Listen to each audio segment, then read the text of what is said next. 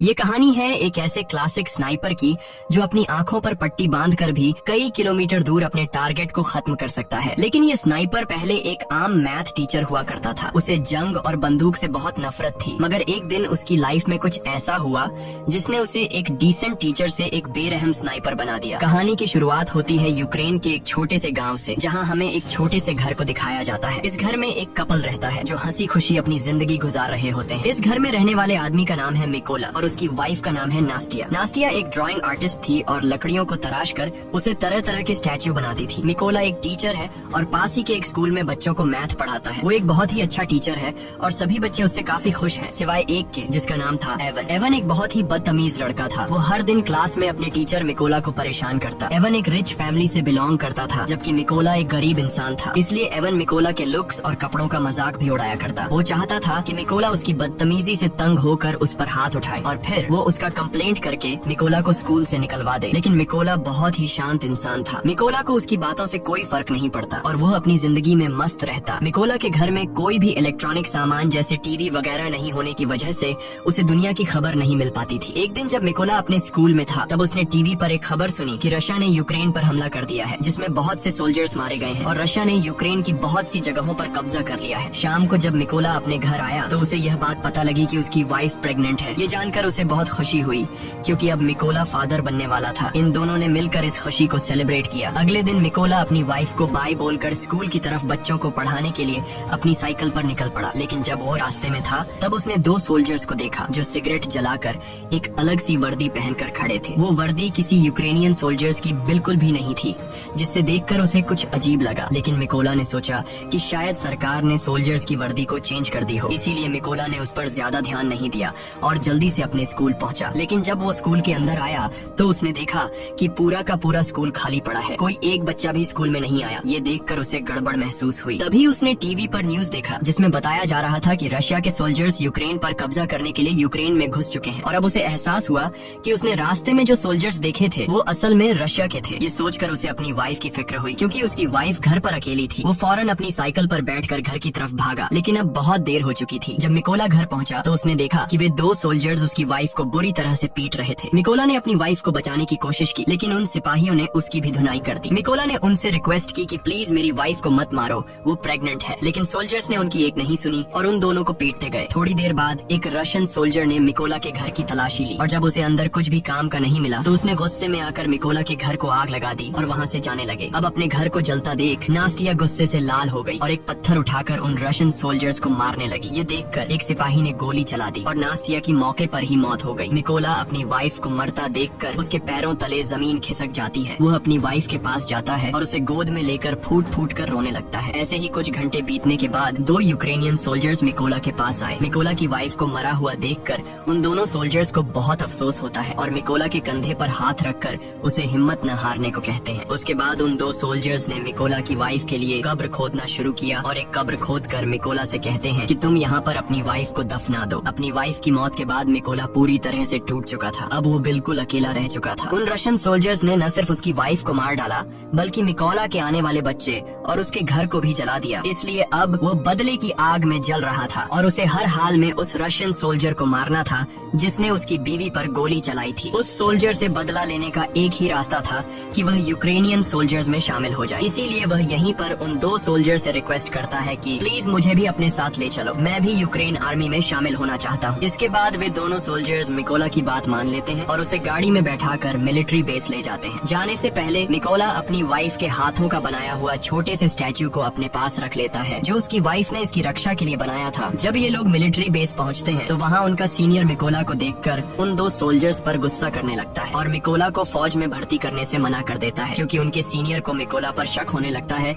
कि कहीं मिकोला कोई जासूस न हो। जब सीनियर ने उन दो सोल्जर्स से अच्छी तरह मिकोला के बारे में जानकारी हासिल की और मिकोला ने भी उसे पूरी बात बताई कि किस तरह से रशियन सोल्जर्स ने मेरी वाइफ को बेरहमी से मार दिया और मेरे घर को जला दिया, इसलिए अब मेरे पास जीने की कोई वजह नहीं है। और उसने उस सीनियर को यकीन दिलाया कि वो रशियन सोल्जर को मारकर इस देश को आजाद करना चाहता है। ये सुनकर वह सीनियर मिकोला को यूक्रेनियन आर्मी में भर्ती करने के लिए राजी हो जाता है और अगले दिन से ही उसकी ट्रेनिंग शुरू हो गई। अब चूंकि मिकोला एक आम इंसान था, इसलिए उसे ट्रेनिंग के दौरान काफी मुश्किल हो रही थी। उसने अपनी पूरी जिंदगी मैथ का सब्जेक्ट पढ़ाया था और बंदूकों के बारे में उसे कोई भी जानकारी नहीं थी। जब सभी फौजी बंदूकों को असेंबल कर रहे थे तो उनके मुकाबले में मिकोला काफी स्लो था और वह सबसे आखिर में बंदूक को असेंबल करता है। ये देखकर उस ऑफिसर को लगता है कि मिकोला कभी भी एक अच्छा सोल्जर नहीं बन पाएगा, लेकिन उसने भी हार नहीं मानी और अपनी ट्रेनिंग पर फोकस रखा। एक रात ट्रेनिंग के दौरान मिकोला अपने सीनियर से कहता है कि वह उसे उसके नाम से न बुलाए क्योंकि उसका कोड नेम रेवन है। ये सुनकर सभी उस पर हंसने लगे और सीनियर ने उसे बताया कि कोड नेम इतनी आसानी से नहीं मिलता, उसके लिए सोल्जर को देश के लिए कोई बड़ा कारनामा करना पड़ता है। मिकोला ने इन बातों को नेगेटिव नहीं लिया और वह और ज्यादा मेहनत करने लगा। रात को जब सभी सिपाही सो रहे होते थे तो तब भी मिकोला चीजों को सीखने की प्रैक्टिस करता। एक दिन सीनियर सभी सोल्जर्स को बताता है कि हमारे पास स्नाइपर्स की कमी है और हमें इस नंबर को बढ़ाना होगा ताकि हम रशियंस का मुकाबला कर सकें। यहाँ सीनियर सभी से पूछता है कि तुम में से कितने लोग स्नाइपर बनना चाहते हो। ये सुनकर कुछ लोग खड़े होते हैं और उन लोगों के बीच मिकोला भी होता है क्योंकि वह भी एक स्नाइपर बनना चाहता था। मिकोला को देखकर सभी सोल्जर्स हंसने लगे। मिकोला को देखकर उसका सीनियर उससे कहता है कि तुम अभी एक स्नाइपर बनने के लिए तैयार नहीं हो, तुम तो एक गन को असेंबल और डीअसेंबल भी अच्छी तरह से नहीं कर पाते, तो स्नाइपर बनना तो दूर की बात है। इस पर मिकोला कहता है कि मैं एक अच्छा स्नाइपर बन सकता हूँ, मुझे खुद को साबित करने के लिए सिर्फ एक मौका चाहिए। ये सुनकर सीनियर मिकोला से कहता है कि ठीक है, ये लो, तुम्हें इस बंदूक को सिर्फ 20 सेकंड के अंदर असेंबल करना होगा। अब खुद को साबित करने के लिए मिकोला अपनी आंखों पर पट्टी बांध लेता है और फटाफट से गन को खोलकर उसे दोबारा से जोड़ देता है और इस काम को करने में उसे सिर्फ 18 सेकंड लगे। मिकोला की फुर्ती को देखकर सभी हैरान रह जाते हैं। जो लोग पहले उस पर हंस रहे थे अब वे मिकोला के लिए तालियां बजाने लगे। वह सीनियर भी मिकोला से इम्प्रेस हुआ और अब उसकी काबिलियत को देखकर उसे भी स्नाइपर ट्रेनिंग में शामिल कर लिया जाता है। ट्रेनिंग के दौरान मिकोला को एक पुराने मॉडल की गन पकड़ा दी जाती है जबकि बाकी लोगों को नए मॉडर्न वेपन्स दिए जाते हैं। ये देखकर मिकोला भी मॉडर्न वेपन्स की डिमांड करता है, जिस पर वहाँ का सीनियर उसे कहता है कि अगर तुम्हें वह गन चाहिए तो तुम्हें खुद को साबित करना होगा। अब मिकोला के पास कोई और ऑप्शन नहीं था, इसलिए उसे जो मिला वह लेकर वहाँ से निकल गया।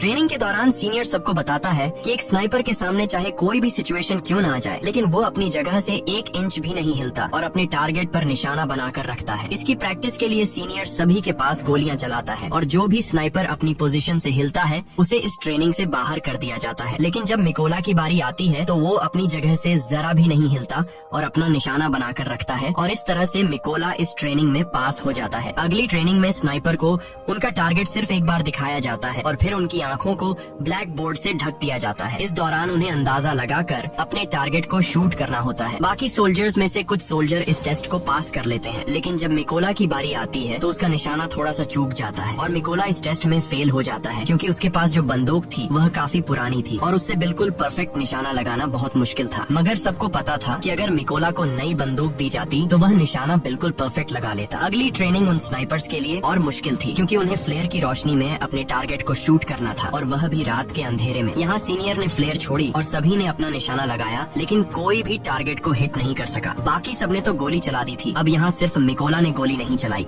वो समझ जाता है कि फ्लेयर की रोशनी में डायरेक्ट निशाना लगाना पॉसिबल नहीं है, इसलिए जब सीनियर ने फ्लेयर छोड़ा था तो उसने गोली चलाने के बजाय फ्लेयर की रोशनी में अपने टारगेट की दूरी का अंदाजा लगाया और अपनी मैथ की नॉलेज को यूज करके एक परफेक्ट शॉट मारा। ये देखकर उसका सीनियर और बाकी सोल्जर्स हैरान रह गए। ये टास्क आज तक किसी ने भी कंप्लीट नहीं किया था, सिर्फ मिकोला ने कर दिखाया। सीनियर मिकोला से काफी इम्प्रेस हुआ और उसे उसका मनचाहा कोड नेम रेवन दे दिया। ऐसे ही दिन बीतते गए और मिकोला जी जान से अपनी ट्रेनिंग में लगा रहा और फाइनली वह दिन भी आ गया जब उनकी ट्रेनिंग का रिजल्ट आने वाला था। यहाँ कर्नल ने मिकोला को सल्यूट किया और उसे बताया कि उसने इस टेस्ट को पास कर लिया है। थोड़े दिनों बाद कर्नल मिकोला के पास आता है और उससे कहता है कि वह अपना सामान पैक कर ले क्योंकि उन्हें एक मिशन पर जाना है। खबर आई है कि कुछ रशियन सोल्जर्स ने एक चेक पोस्ट पर कब्जा कर लिया है और यहाँ से असली कहानी शुरू हुई। जल्दी मिकोला की टीम इस लोकेशन पर पहुँच गई और अपना निशाना लगाकर बैठ गई और अभी यह लोग उन रशियन सैनिकों को मारने ही वाले थे कि तभी उन्हें दूर एक गाड़ी दिखाई दी जो चेक पोस्ट की तरफ बढ़ती जा रही थी, जिसकी वजह से कर्नल सबको शूट न करने के लिए बोलता है। उधर रशियन सैनिकों ने गाड़ी को रोक लिया और अंदर मौजूद लोगों से बाहर आने को कहा। उन्होंने उनके पासपोर्ट्स को चेक किया और पूरी गाड़ी की भी तलाशी ली और जब सब ठीक रहा तो उन सैनिकों ने उन्हें जाने की परमिशन दे दी, लेकिन उनके पासपोर्ट्स को अपने पास रख लिया। जब उन लोगों ने पासपोर्ट वापस मांगा तो उन सैनिकों ने उन्हें खूब मारा। यह सब देखकर कर्नल ने अपने सैनिकों को फायर करने का ऑर्डर दिया तो एक ही झटके में सभी स्नाइपर्स अपने अपने टारगेट्स को निपटा देते हैं और इस तरह से उनका पहला मिशन कंप्लीट हुआ। मिशन के बाद जब सभी बेस पर लौटे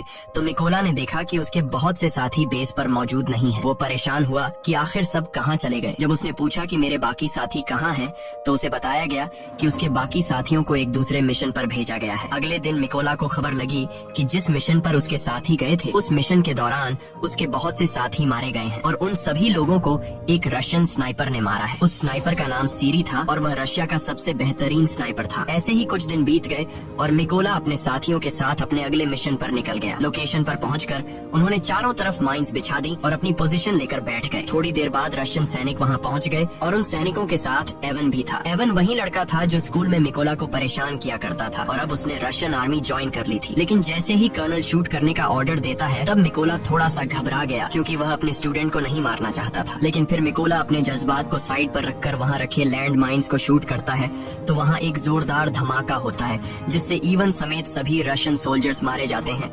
सब कुछ कंट्रोल होने के बाद कर्नल गुस्से में मिकोला से पूछता है कि जब मैंने शूट करने का ऑर्डर दिया तो तुम क्या सोच रहे थे? जिस पर मिकोला जवाब देता है कि उन रशियन सोल्जर्स में मेरा एक स्टूडेंट भी था, मैं उसे नहीं मारना चाहता था। यहाँ कर्नल ने मिकोला को समझाया कि उसे इवन की मौत का जरा भी दुख नहीं होना चाहिए क्योंकि यहाँ वो तुम्हारा स्टूडेंट नहीं बल्कि तुम्हारा दुश्मन था और रशियन आर्मी को ज्वाइन करना इवन का अपना फैसला था, इसलिए तुम्हें उसके लिए बुरा मानने की जरूरत नहीं। मिशन पूरा करके ये सभी अपने बेस कैंप पर लौट आए। कर्नल को मिकोला पर पूरा भरोसा था, वो अपना ज्यादातर वक्त मिकोला के साथ बिताता था। यहाँ कर्नल ने मिकोला को अपनी फैमिली फोटो दिखाई और उससे बताया कि उसकी फैमिली में 3 लोग हैं। उसकी दोनों बेटियां इस बात से अनजान हैं कि उनके पिता एक सोल्जर हैं। मैंने उन्हें बताया है कि मैं बिजनेस करता हूँ और मेरी वाइफ ने भी आज तक मेरे बारे में बच्चों को नहीं बताया कि मैं एक सोल्जर हूँ। यहाँ मिकोला ने भी कर्नल को अपनी पूरी कहानी बताई कि किस बेदर्दी से रशियन सैनिकों ने उसकी वाइफ को मार डाला। इस दौरान मिकोला काफी इमोशनल भी हो गया लेकिन कर्नल ने उसे संभाल लिया। अगली सुबह ये सभी अपने अगले मिशन पर निकल गए। ये मिशन काफी इम्पोर्टेंट था क्योंकि उन्हें खबर मिली थी कि रशियन सोल्जर्स का एक ग्रुप उस रास्ते से गुजरने वाला है। कर्नल और मिकोला जल्दी से लोकेशन पर पहुंचे और अपनी पोजीशन लेकर बैठ गए। थोड़ी देर बाद उन्हें 2 रशियन सैनिक दिखे जो अपनी बाकी की टीम का इंतजार कर रहे थे। यहाँ मिकोला ये नोटिस करता है कि उनमें से एक सैनिक वो है जिसने उसकी वाइफ को गोली मारी थी और वो मिकोला के ठीक निशाने पर था। यहाँ मिकोला ने गोली चलाने की परमिशन मांगी पर कर्नल ने ऐसा करने से मना कर दिया। अब मिकोला गुस्से से लाल हो रहा था क्योंकि सामने खड़े सोल्जर ने उसकी वाइफ को मारा था और उसने आर्मी को ज्वाइन भी इसलिए किया था ताकि वो अपनी वाइफ का बदला ले सके। इसलिए उसने दोबारा से फायर करने की परमिशन मांगी पर एक बार फिर कर्नल ने ऐसा करने से मना कर दिया। लेकिन अब मिकोला अपने जज्बात पर काबू नहीं रख पाया और उसने गोली चला दी। गोली लगने से उस सोल्जर की तुरंत मौत हो गई। लेकिन बुरी बात ये थी कि रशियन सोल्जर्स को उनकी लोकेशन का पता चल गया। कर्नल मिकोला से कहता है ये तुमने क्या कर दिया? लेकिन सबसे बुरी बात ये थी कि रशिया का सबसे खतरनाक स्नाइपर जिसका नाम सीरी था वो भी अपनी पोजीशन लेकर बैठा हुआ था और अब उसे भी उनकी लोकेशन का पता लग गया था। कर्नल भी ये बात जानता था कि सीरी पास ही है, इसलिए वो सीरी की तलाश करने लगा। लेकिन इससे पहले कि वो उसकी लोकेशन को जानता, सीरी ने उसे एक हेडशॉट दे दिया और कर्नल की मौके पर ही मौत हो गई। अब मिकोला को समझ आया कि उसने कितनी बड़ी गलती कर दी है। उसकी गलती की वजह से कर्नल की जान चली गई। मिकोला को पता लगा कि रशियंस को उनकी लोकेशन का पता लग चुका है। उधर रशियन सोल्जर्स ने भी मिकोला के ऊपर जोरदार फायरिंग और बमबारी शुरू कर दी। अब बिगड़ते हालात को देखते हुए मिकोला ने पीछे हटने का फैसला किया। उसने कर्नल की बॉडी उठाई और अपनी पोजीशन से पीछे आने लगा। जल्दी वो दुश्मनों के इलाके से बाहर आ गया और सीधा अपने बेस पर पहुंचा। मिकोला को कर्नल की मौत का काफी अफसोस था और वो खुद को उसका जिम्मेदार ठहरा रहा था। यहाँ उसने कसम खाई कि वो सीरी को जान से मार देगा और कर्नल की मौत का बदला लेगा। जल्दी मिकोला को 2 रशियन स्नाइपर्स की खबर मिली और वो फौरन अपने अगले मिशन पर निकल गया। वो अपनी लोकेशन पर पहुंचा और अपना निशाना लगाकर बैठ गया। जल्द ही उसने स्नाइपर को मार गिराया पर उस स्नाइपर को मारते दौरान एक दूसरे स्नाइपर ने मिकोला को बाजू पर गोली मार दी थी। लेकिन उसने हार नहीं मानी और जैसे तैसे करके उस दूसरे स्नाइपर को भी मार गिराया। अब चूंकि वो काफी घायल था इसलिए वो एक सीक्रेट बेस पर चला गया और अपनी बॉडी को थोड़ा आराम देने लगा। इस दौरान उसे आर्मी के मेजर का कॉल आया और उसने मिकोला को बताया कि हमने उस स्नाइपर का पता लगा लिया है जिसने कर्नल को मारा था। उसके बाद मिकोला अपने बेस पर पहुंचा और यहाँ मेजर सभी को स्नाइपर के बारे में बताने लगा। मेजर बताता है कि उस स्नाइपर का नाम सीरी है और वो रशिया का सबसे बेहतरीन स्नाइपर है। उसका निशाना आज तक गलत नहीं लगा। सीरी ने यूक्रेन के 6 सबसे काबिल स्नाइपर्स को मार गिराया है, इसलिए हमें उसे हल्के में नहीं लेना चाहिए। मेजर बताते हैं कि सीरी पहले यूक्रेन के सोल्जर्स को मारता है और फिर उसकी वीडियो बनाकर सोशल मीडिया पर अपलोड करता है ताकि यूक्रेनी सोल्जर हार मान ले। वो बताता है कि सीरी एक ऐसा स्नाइपर है जो आम तौर पर अपनी पोजीशन को चेंज नहीं करता और एक खास लोकेशन पर बैठकर अपने दुश्मनों का शिकार करता है। अब ये सभी लोग एक प्लान बनाते हैं कि वो सीरी की लोकेशन पर 2 टीम बनाकर जाएंगे। प्लान के मुताबिक उनकी पहली टीम रशियन सैनिकों पर सामने से अटैक करेगी और जब वो इस अटैक में बिजी होंगे तो उनकी दूसरी टीम उन लोगों पर पीछे से हमला करेगी। इस मौके का फायदा उठाकर मिकोला बिल्डिंग के अंदर जाएगा और सीरी को मार देगा। पूरी प्लानिंग हो जाने के बाद ये सभी उस लोकेशन की तरफ निकल गए। लोकेशन पर पहुंचकर सभी स्नाइपर्स ने अपनी पोजीशन ले ली और अपना निशाना लगाकर बैठ गए। उधर मिकोला भी चुपके से बिल्डिंग में एंटर हुआ जहां उसे 2 रशियन सोल्जर्स दिखे जो अपने बातचीत में मसरूफ बेवकूफ थे। निकोला ने बिना देर किए उन दोनों को मार डाला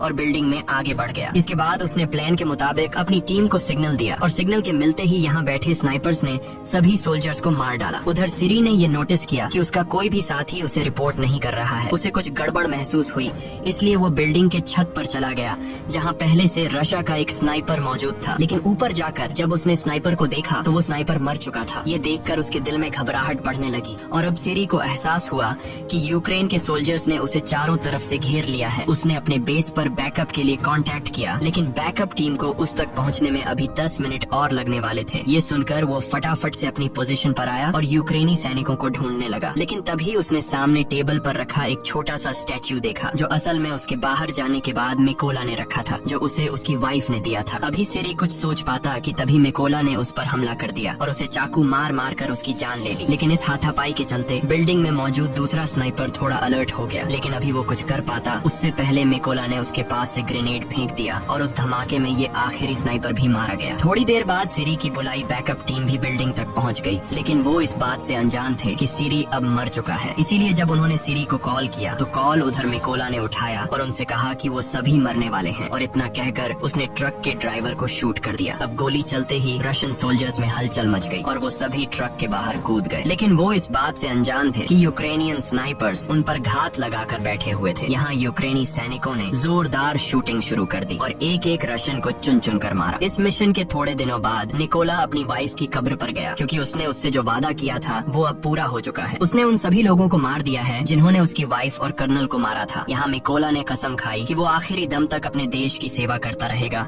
और इतना कहकर वो वहाँ से चला गया। और इसी के साथ ये फिल्म खत्म हो जाती है। अगर वीडियो आपको अच्छी लगी हो तो हमारे चैनल को सब्सक्राइब और वीडियो को लाइक जरूर कीजिएगा।